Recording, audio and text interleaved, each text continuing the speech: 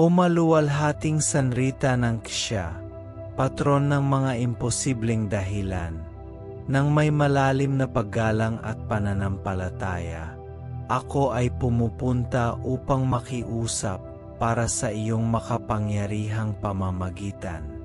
Sa mga sandali ng dalamhati at kawalan ng pag-asa, kapag ang mga paghihirap sa buhay ay tila hindi mabata at ang mga solusyon ay tila malayo, ibinaling ko ang aking puso sa iyo, na pinili ng Diyos upang maging tanglaw ng pag-asa at kaaliwan. Sa iyong napakalaking habag at iyong espiritual na lakas, mamagitan para sa akin sa harap ng trono ng ating Panginoon, upang ako ay makatagpo ng ginhawa sa aking mga pasakit at paglutas sa aking mga paghihirap.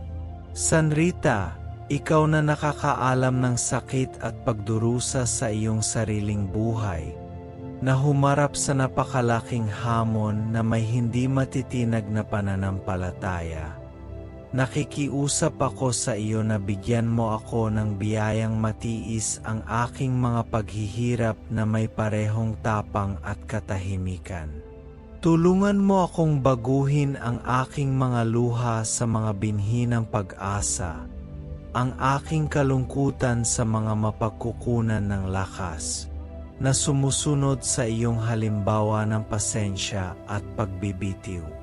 Naway matutunan kong makita ang kamay ng Diyos sa bawat pagsubok at magtiwala na, sa pamamagitan ng iyong pamamagitan, ang bawat mahirap na sitwasyon ay mababago. O Santa Rita, babae ng mga kabayanihan, na sa iyong buhay ay binago ang sakit sa pag-ibig at pagdurusa sa kabutihan, nakikiusap ako sa iyo na tulungan mo ako ngayon. Ikaw na hindi tumitigil sa paniniwala sa kapangyarihan ng Diyos, kahit sa pinakamadilim na sandali, tulungan mo akong panatilihing buhay at masigla ang aking pananampalataya. Naway ang iyong makapangyarihang pamamagitan ay magbukas ng mga landas kung saan tila walang daan palabas. Naway liwanagan ng iyong liwanag ang madilim na sulok ng aking puso't isipan, na naghahatid ng kalinawan at pag-unawa upang makahanap ako ng mga solusyon sa mga problemang aking kinakaharap. Sa katiyakan ng iyong pamamagitan at ang halimbawa ng iyong buhay, na buong tapang na humarap sa mga tinik at yumakap sa krus ni Kristo, nang may pagmamahal, hinihiling ko sa iyo na palakasin mo ako sa aking paglalakbay. Naway ako, tulad mo, ay tanggapin ang mga plano ng Diyos ng may kumpiyansa. Batid na siya ay may layunin para sa bawat isa sa atin. Sanrita, tulungan mo akong baguhin ang aking mga paghihirap sa mga pagkakataon, para sa espiritual na paglago, ang aking mga kahinaan sa panibagong lakas, at ang aking mga pagdududa sa isang malalim at patuloy na pananampalataya.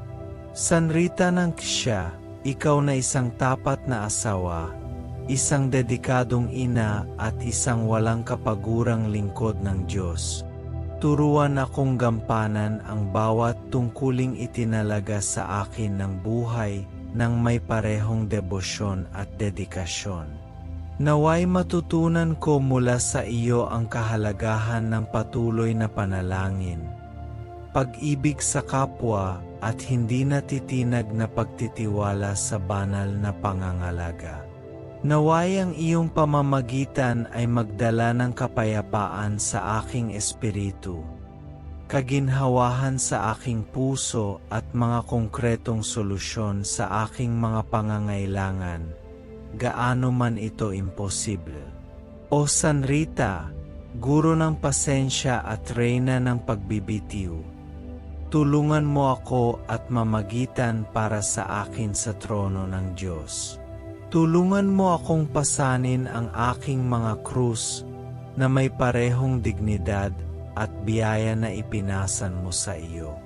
Naway lagi kong tandaan na kung paanong nalampasan mo ang pinakamatinding kahirapan, malalampasan ko rin ang aking mga hamon sa tulong mo. Nagtitiwala ako sa iyong kapangyarihan ng pamamagitan. Naniniwala na walang imposible para sa mga may pananampalataya at nagtitiwala sa banal na awa.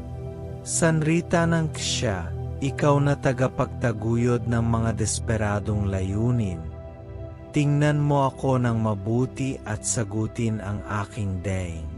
Naway ang iyong pamamagitan ay magdala ng mga solusyon sa aking mga problema, liwanag sa aking kadiliman at pag-asa sa aking kawalan ng pag-asa. Sa tulong ninyo, naway matagpuan ko ang kapayapaan at kaligayahan na labis kong hinahangad. Palaging sumusunod sa halimbawa ng inyong buhay na may pananampalataya at dedikasyon. Sanrita, mamagitan ka para sa akin at para sa lahat ng nahahanap ang kanilang sarili sa mahihirap na sitwasyon, upang sama-sama nating maranasan ang pagbabagong kapangyarihan ng iyong pamamagitan at ang walang katapusang pag-ibig ng Diyos. Naway ang iyong presensya ay maging isang palaging kaaliwan sa akin.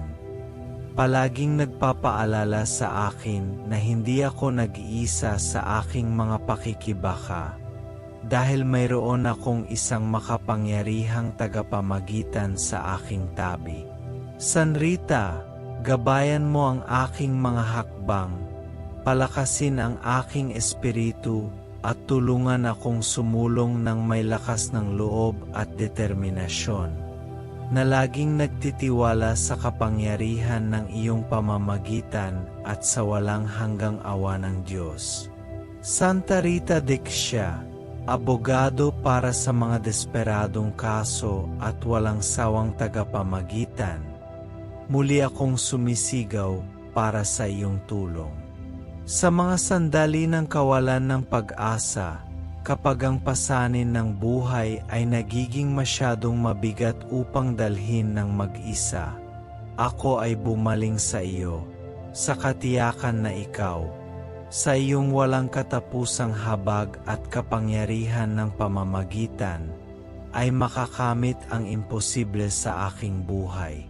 Kayo na napakadalas na nakamtan para sa mga naghihirap ang kaginhawahan ng kanilang sakit at ang paglutas ng kanilang mga problema. Tumingin ng mabuti sa akin at sa lahat ng mga taong, tulad ko, ay nasa gitna ng pagdurusa at dalamhati. Sanrita, ikaw na kilala bilang santo ng imposible. Hinihiling ko sa iyo na mamagitan para sa akin na may parehong determinasyon at pananampalataya na iyong ipinakita sa buong buhay mo. Na sa pamamagitan ng iyong pamamagitan, makakahanap ako ng kaginhawahan at kaginhawahan, kahit na sa pinakamahirap na panahon. Naway ang iyong lakas at ang iyong pananampalataya ay maging inspirasyon sa akin na huwag sumuko, upang patuloy na lumaban at maniwala na, sa tulong ng Diyos, walang sitwasyon na hindi mababago. Sa iyong buhay, Sanrita, ikaw ay isang halimbawa ng hindi matitinag na pananampalataya, kababaang loob at taos-pusong panalangin. Bigyan mo ako ng inspirasyon na sundin ang iyong halimbawa. Panatilihing buhay ang aking pananampalataya at lubos na magtiwala sa banal na pag-aalaga. Naway matutuhan ko ang kahalagahan ng palagyan at taimtim na panalangin. Batid na sa pamamagitan nito ay maabot natin ang biyaya ng Diyos at ang pamamagitan ng mga banal. Tulungan mo akong linangin ang kababaang loob sa aking puso, na kinikilala na sa pamamagitan ng pagsuko sa mga banal na disenyo ay makakatagpo tayo ng tunay na kapayapaan at kaligayahan.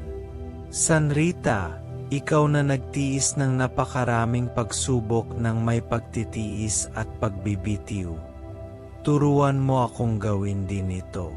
Naway makita ko ang bawat hamon bilang isang pagkakataon para sa espiritual na paglago, bawat kahirapan bilang isang pagkakataon upang palakasin ang aking pananampalataya.